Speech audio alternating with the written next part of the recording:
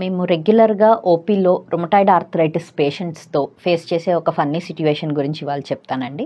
అందరికీ నమస్కారం. నా పేరు డాక్టర్ ప్రత్యూష. నేను ఒక ఎండిడిఎం రుమటాలజిస్ట్. సో మా దగ్గరికి రుమటాయిడ్ ఆర్థరైటిస్ పేషెంట్స్ కామన్గా వస్తూ ఉంటారు. వాళ్ళకి మందులు రాయటంతో పాటు మేము ఒక ముఖ్యమైన సజెషన్ ఇస్తూ ఉంటాము. అదేంటంటే వ్యాయామం రెగ్యులర్గా చేయండి అని. సో ఆ మాట చెప్పగానే వెంటనే వాళ్ళు కొంచెం వియర్డ్గా ఫీల్ అవుతారనమాట. ఈ డాక్టర్ గారు ఏంటి, నేను చేతుల నొప్పులు వస్తున్నాయి, చేతులు వాపులు వస్తున్నాయి అని చెప్తే నన్ను వ్యాయామం చేయమంటారు అని. అది యాక్చువల్లీ చాలా వ్యాలిడ్ డౌట్ అండి. ఎందుకంటే రుమటాయిడ్ ఆర్థరైటిస్ ముఖ్యంగా చేతుల్ని ఎఫెక్ట్ చేస్తుంది. కొంతమందిలో కాళ్ళని, మోకాళ్ళని, మడాల్ని కూడా ఎఫెక్ట్ చేయొచ్చు, బట్ ముఖ్యంగా చేతుల్ని ఎఫెక్ట్ చేస్తుంది. సో రుమటాయిడ్ ఆర్థరైటిస్ కేవలం చేతుల్ని ఎఫెక్ట్ చేసిన వాకింగ్ ఎక్సర్సైజెస్ కంపల్సరీ చేయాలి. అవి ఎటువంటి ఎక్సర్సైజెస్ అనేవి నేను ఇప్పుడు మీతో చెప్తాను.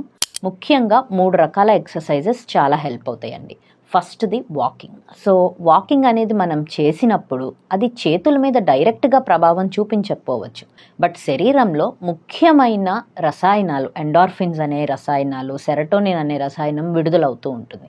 దానికి నొప్పిని తగ్గించే లక్షణం, మానసిక ఉల్లాసాన్ని పెంచే లక్షణం ఈ 2 ఉంటాయి.